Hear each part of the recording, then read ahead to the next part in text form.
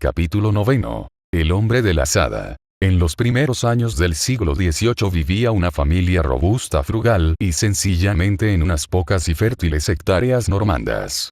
Su hogar era pero una choza de piedra, barro y paja. Estaba rodeada por un viña y árboles frutales que, en primavera, hacíanla el lugar más hermoso. En este día de mayo el transeúnte se habría detenido para que se llevara esta escena de perfecto encanto pastoril. En las enredaderas en flor casi ocultaban la casa, los árboles en flor perfumaban el brisa de la mañana, y todo hablaba de simple paz y satisfacción. Pero a esta hora no se pudo haber encontrado ni paz ni contento dentro. Pierre, el hijo mayor, estaba casi ferozmente resentido por los tranquilos consejos de su padre y las lágrimas de su madre. Pierre amaba a Adrienne, la hija de su vecino. Los dos habían crecido uno al lado del otro, cada uno había llevado al otro todo lo que sus sueños habían tenido deseado a través de los años de espera. Pierre había trabajado extra durante mucho tiempo horas y ambos habían ahorrado, y ahora, cerca de los 30, había suficiente, y podrían casarse. Pero el edicto había salido que los matrimonios hugonotes ya no serían reconocidos por el Estado. Los hijos de tal unión carecerían de condición civil. Así que Pierre y Adrienne habían decidido abandonar Francia, como tampoco lo hicieron las protestas de sus mayores demoran su partida. Era una pequeña ceremonia solemne, su matrimonio, una ceremonia prácticamente ilegal en su tierra. Raramente son las bodas más solemnes o los viajes nupciales más tristes, pues a Inglaterra partían ese mismo día, para no volver a ver nunca más a su querida Francia, podar ni recoger en la pequeña viña, nunca más mirar a los rostros de sus propios parientes. No fue un cambio sabio en el mundo. Los salarios en Inglaterra eran muy bajos y no había viñedos en aquella tierra fría, y Pedro trabajaba y murió como un simple peón de labranza inglés, bendecido solo con salud, notable fuerza, y un hogar miserable, pero feliz. Gran parte de la vida de sus padres robustez e independencia se transmitió a la sangre de sus dos niños y dos niñas, pues en 1748, después de mucho ahorro, todos partieron de Inglaterra hacia América, la tierra prometida, y navegaron hacia Nueva York. Ámsterdam.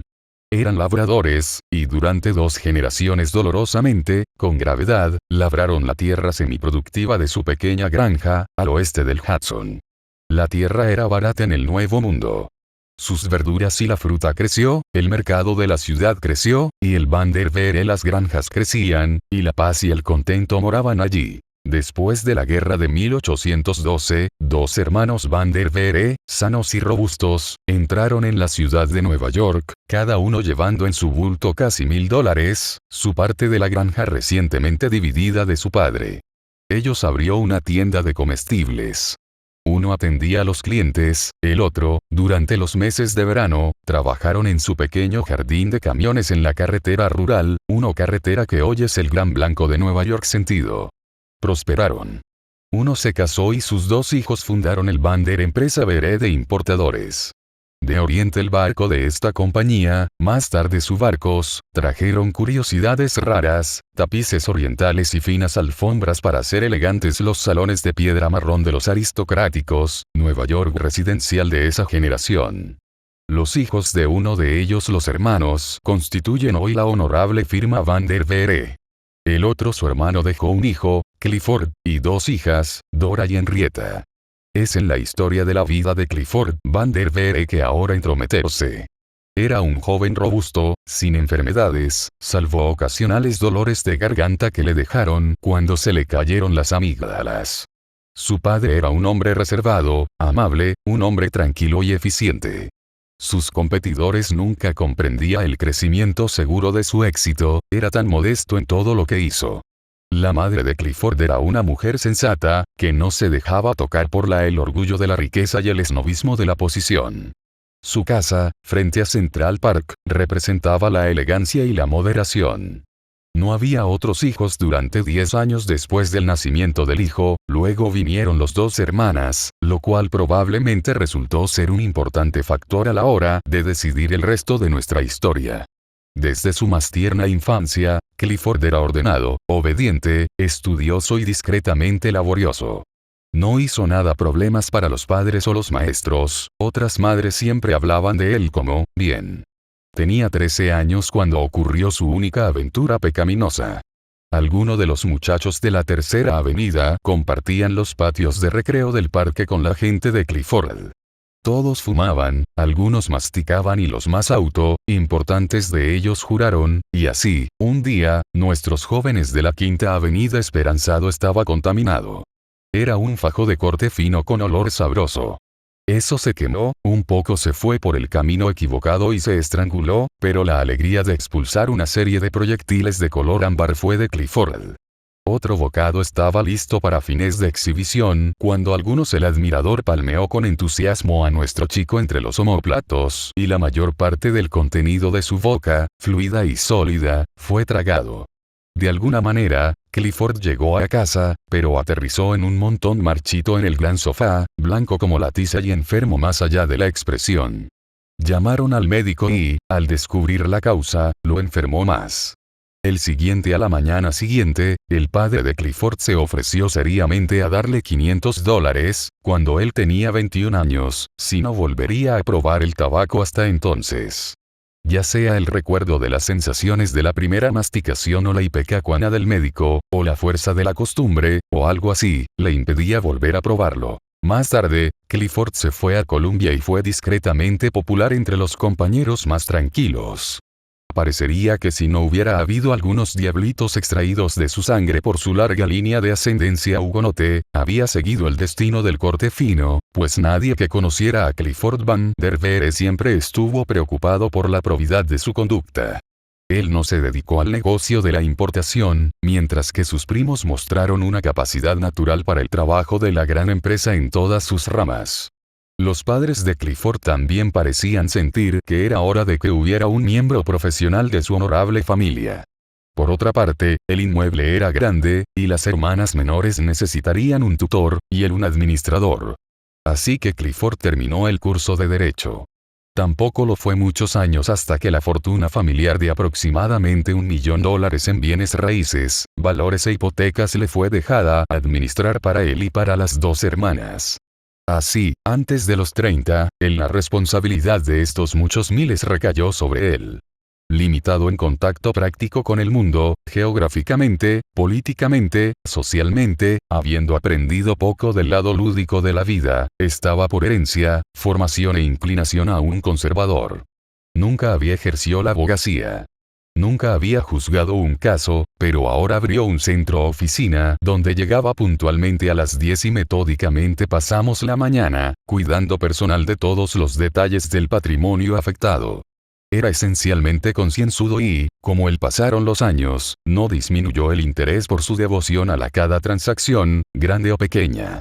No hubo pérdidas, aunque el conservadurismo le alejó de muchas oportunidades de oro que llamó a la puerta de su riqueza, cuya aceptación habría duplicó el patrimonio en cualquier periodo de 10 años de estos días de la vida de Nueva York. Magnífica ampliación. Tenía casi 40 años cuando se casó con una tranquila buena mujer que añadía poco de nuevo, que muy concienzudamente no le quitó nada de lo viejo a su vida ahora sistemática. Ambos se dio cuenta de que su casa de la Quinta Avenida se estaba volviendo obsoleta rápidamente, así que durante casi 5 años pasaron sus horas libres todos los días, en el para Clifford, detalles vitales y aparentemente interminables de la modernización de la casa antigua. Fue durante esos días cuando los planes tan cuidadosamente consideradas se realizaban en granito y mármol y se pulían bosques, que la señora Van der Veer sintió el primer roce angustioso de ansiedad. Su marido parecía excesivamente particular. A veces era dolorosamente incierto acerca de los detalles minuciosos y menores de la construcción y en algunas ocasiones, sin precedentes, no lograron llegar a la oficina en absoluto, demoradas por prolongadas discusiones sobre la conveniencia de cambios, decididos desde hace mucho tiempo, discusiones que sacudieron la confianza del arquitecto y del contratista tanto en su sagacidad como en su juicio. Afortunadamente, la señora Van der Veer demostró ser una consejera íntegra y sus opiniones a menudo resolvían detalles de su marido, solo, aparentemente no podría haber decidido. Por fin se terminó la gran casa nueva. Eso era el hogar que deberían tener los Van der Veers. La indecisión en gran medida desapareció durante 3 años bastante normales, los detalles de la oficina solo ahora y luego agitando la suave normalidad de la vida del señor Van der Veere. Entonces con las primeras noches de primavera llegó un insomnio inexplicable. Lo haría se despierta a las 5, a las 4, incluso a las 3, y no puede volver a dormir, leía hasta la mañana. El doctor encontró poco que excitara su aprensión, pero Presgolf en la cuna, por lo que 3 tardes a la semana todas en verano y otoño, se reservaban 2 horas para los enlaces.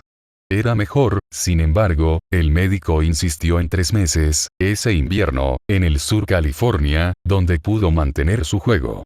Aquí hizo 18 hoyos un día durante semanas, sin embargo, algunas de las noches estaban embrujadas por escrúpulos por descuidar sus deberes administrativos. Regresaron casa en la primavera, y 1 año y medio moderadamente cómodo seguido. Entonces las cosas se torcieron rápida y mal. Perentoriamente, él se le ordenó alejarse de todo trabajo para el sur de Francia, más tarde para Italia para el invierno y a Suiza para el verano siguiente. Y como los Alpes han dado de su fuerza a otros necesitados de miles, por lo que le ministró. Comenzó a escalar. Su esposa pensó que era un nuevo interés. Ciertamente eso fue un factor, pero se volvió ambicioso y iba a donde podía encontrar guías que lo llevaran. Volvió a casa muy a pesar de la caída, tenía 50 años. Todavía con razón, la señora Van der Veere estaba ansioso, una ansiedad compartida por el médico de la familia. Entre ellos planeó para él una especie de vida modelo, una vida verdaderamente circunscrita, y durante 5 años, su esposa y asociados lo protegieron de cualquier posible y durante 5 años funcionó con éxito. Entonces, en menos de un mes, casi como un rayo caído del cielo, todos los síntomas anteriores regresaron, agravado en la forma, trayendo a su paso a los nuevos más inoportunos. El médico de familia llamó a un neurólogo que, después de examinar el hombre nervioso, habló seriamente de serias posibilidades, y aconsejó medidas graves. El señor Van der Veere tenía entonces 55 años, era bajito, casi fornido de complexión morena, pelo y bigote gris acero. Él era deprimido en el semblante, aunque siempre bien educado en el porte. No lo fue excitable y exteriormente mostraba poco de su sufrimiento. Furgoneta de Clifford der Veere siempre se había tomado en serio la vida y sus deberes. Durante años su miedo a cometer errores había sido una fuente crónica de energía, ahora era una pesadilla. Todo lo que hizo costó un precio agotador en el esfuerzo de la decisión. El deber y el miedo habían hecho durante mucho tiempo un campo de batalla de su alma, y cuando se dio cuenta de que se había derrumbado de nuevo exceso de trabajo, como todos lo expresaban, la depresión de la melancolía era sumado al peso que tan silenciosamente soportaba. Sin embargo, este hombre de muchos las responsabilidades y los intereses nunca habían funcionado realmente. Desde que se fue en la universidad en la que había jugado en el trabajo. El esfuerzo no se había gastado nunca más escrupulosamente. Siempre estaba dispuesto a dar horas adicionales de atención a problemas que le remitían. Sus intenciones eran ciertas, pero no saber trabajar. No supo separar lo grave de lo grave sin importancia, y nunca había añadido la levadura del humor a la vida del día. Tarea. Un hombre inusualmente bien equipado, física y mentalmente, debería haber encontrado las responsabilidades de su administración, pero jugar. Si hubiera vivido correctamente, podría haber multiplicado su eficiencia, se triplicó y ha sido mejor para la acción más grande.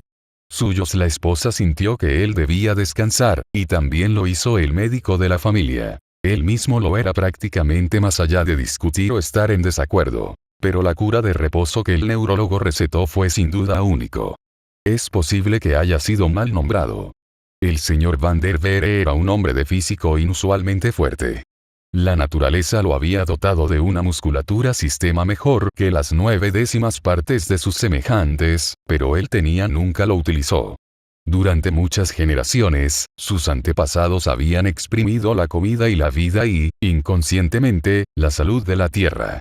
Tenía 3 años generaciones desde el contacto con la madre tierra, y de vuelta a la tierra que fue enviado. Se le enseñó a trabajar cada vez más horas de trabajo manual común. Durante semanas hizo su parte de la necesaria monotonía del mundo. Él paleaba carbón, paleaba en el jardín, trabajaba en la vía pública, trasplantaba árboles, cavaba malezas comunes con una azada común, caminaba, se afanaba y sudaba. La necesidad de trabajo físico estaba en su sangre. Necesitaba su parte, como todos nosotros. Y su sangre respondió exultante, como siempre lo hace la buena sangre, a la llamada de la honradez trabajo. Al cabo de un mes se dio cuenta de que le interesaba el trabajo del día. Sus finos músculos adquirieron dureza, parecían duplicar su tamaño, y llegó la fuerza, y con ella no solo la voluntad, sino el entusiasmo lo que transformó esa fuerza en esfuerzo productivo. Con el voluntad de hacer lo que sus manos encontraron para hacer llegó el sueño, porque los nervios, criados como habían estado en buena proporción, se regocijaron cuando encontraron viviendo como le habían rogado durante años que viviera. Un 15, el viejo apetito llegó al hombre de 55 años, y la transformación produjo cambios felices en su rostro y en su porte. La indecisión se desvaneció, la introspección desapareció, y llegó una decisión que iba a ser para siempre aparta la indecisión de su camino. Una decisión que trajo la paz y contento a la casa de Van der Veer en la Quinta Avenida, que la intolerancia había robado a los Van der Veeres en su techo de paja cabaña en la lejana Normandía, una decisión sencilla, que no requiere brillantes ni una educación universitaria, ni una formación profesional, ni siquiera una ayuda amorosa para lograr. 6 días trabajaré no solo con mi cerebro sino con mis manos, y el séptimo día descansaré.